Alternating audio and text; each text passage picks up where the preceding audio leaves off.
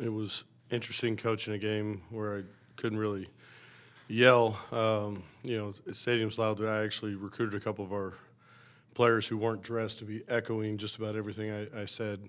But yeah, I mean, the communication was the hardest part, but it's making a comeback. Is that why you turned on the speech in the locker room after the game ball? I literally couldn't talk. I mean, it lasted until yesterday. My voice is still pretty scratchy. We had Sam actually did the game review meeting. We were both in there, and obviously the guys had all my notes. But it was an interesting experience. Did that just happen Sunday morning, or was it before that? No, I kind of been congested towards the end of the week, and then I feel fine. It's just the voice. You've coached for a while, so you've had a lot of different groups in terms of that you've led in a season. Where do you put this group? It feels like every week we're in here talking about how great special teams was all the way around. Like, kind of how do you measure this? Not that you're a big measuring guy, but how do you measure this against maybe some of the other units you've had? Well, I'd say it's been fluid this year in terms of, the group being intact. We've rolled through, several different combinations in the back end of our defense, up front on our defense, on the perimeter of our offense, and it's kind of settled in the last couple of weeks where there's been some consistency. I think guys play better when they know the guys around them and how they're going to play. It's been a good couple of games for a stretch, but obviously a long way to go. But there's been some good plays lately.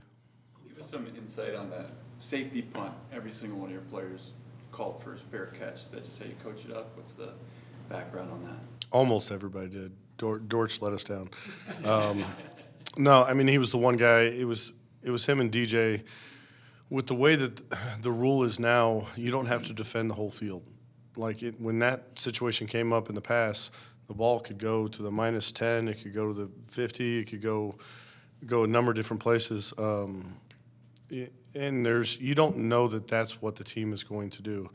The punter could still drop kick it. Michael Dixon in Seattle does that frequently. There's been other people who have done that. So the first, and I should go back, with the way the rule is right now, they can use a tee now. Like after a safety, if you declare an onside kick, you don't have to kick it holding the ball.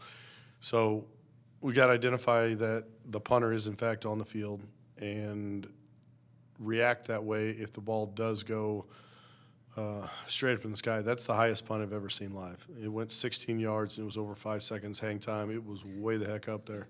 But the thought process is you're either going to catch it or you're not as a return team. And the more people around you, whether it's their people or our people, is not going to be good, right? Like give that guy as much space as possible.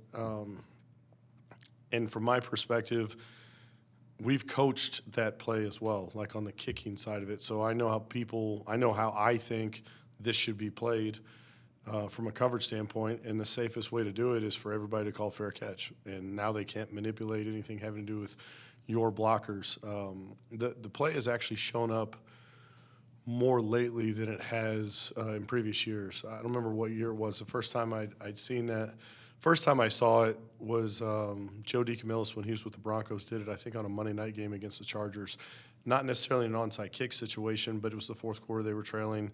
They got it. And then Sam Martin did it when he was with Detroit. They were playing at Green Bay. It was a night game in Lambeau. And Detroit recovered it, because the instinct is every player on the field, okay, we're on the hands team looking up. And, like, Jesse Lucetta's on our hands team. And I told him, the Bears did it last year.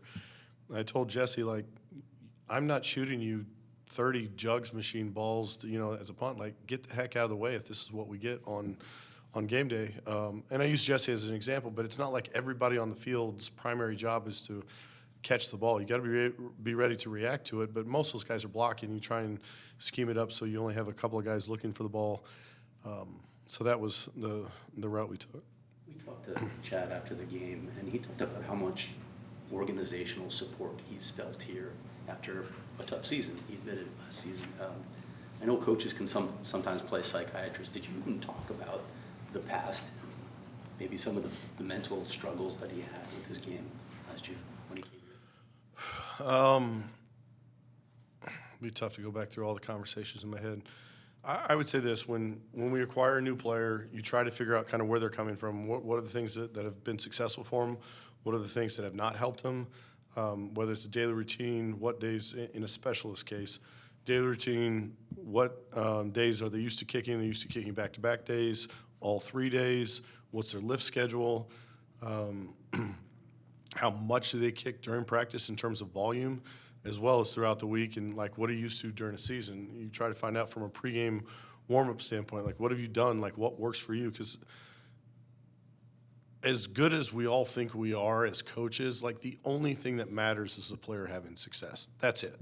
So what do you do in order for that player to have success? Like, you're always going to err on the things that they have, good feelings about, and the things that they think lead them to success, because it's probably the best way to do it. Now, it's got to fit within the structure of how we're doing things and how we want to rep the team part of it. But whether it's him or anybody else at any other position, the returners, how frequently are they catching? And, guys that are rushing punts, like, what do they need to see? What do they need to do?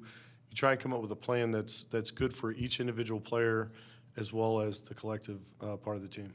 With a guy like Joey Blunt, I mean, I would think a lot of these guys, and I've talked to Joey before about, obviously he wouldn't mind getting more defensive snaps at some point.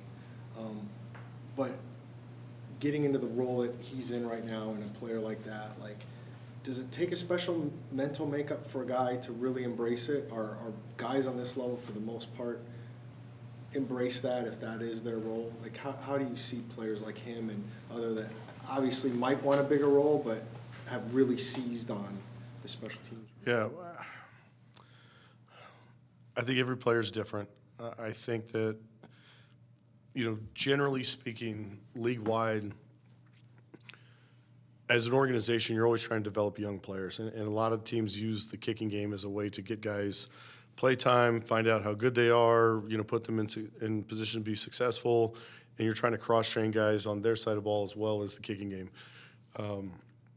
I don't think that every kid grows up hoping to be the R4 on punt return, or the L3 on kickoff. Like, that's not where their dreams are. They catch touchdowns, sack the quarterback, throw touchdowns.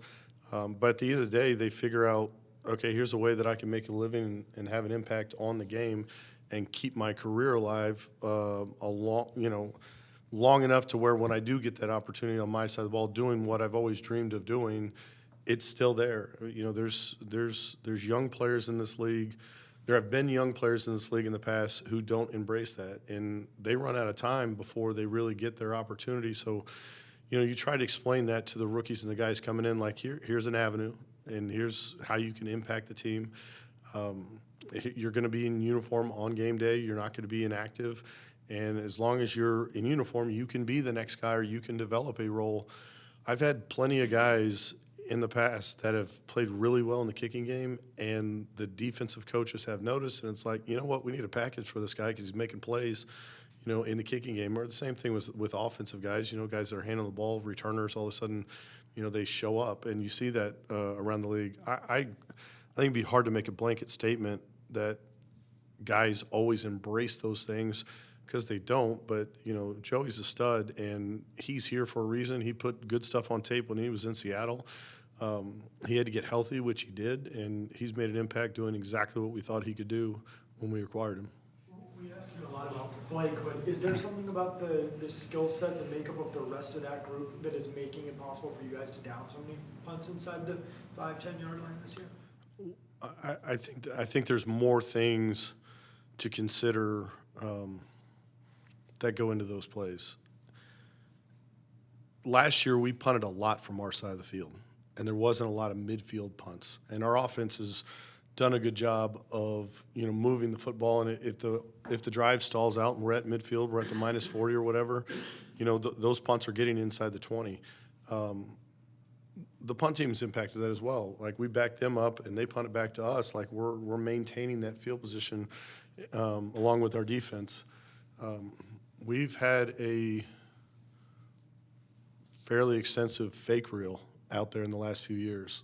So in terms of, like, how you want to play us, we're seeing a lot of loaded boxes. We're seeing defense stay. We're seeing people keep people to defend those things because that's what's on tape. And I know the way that I've felt when I've played people that have those kinds of things.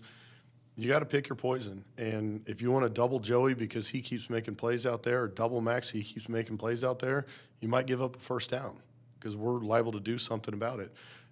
If you want to protect against that, now you're talking about, having successful punt plays where the ball can get down the field and give our defense a long field to defend. So I think all of that stuff plays into it, along with the guys who are actually performing on those groups. And like I said, we've been kind of intact the last couple of weeks with the guys who are out there. You mentioned the punt being the highest that you saw after the safety. Can you describe the degree of difficulty I think it was DJ that made the catch? No, I can't describe it. I just think it's tough. The guy from Minnesota, when it was the Rams, was it last Thursday or Monday? It was a primetime game. Minnesota's guy did the exact same thing. The ball got caught by Kyron Williams 12 yards from where the ball was punted, and it was over 5 seconds. I mean, it's just, you're looking at it, and it's up there forever, and it's not, the trajectory.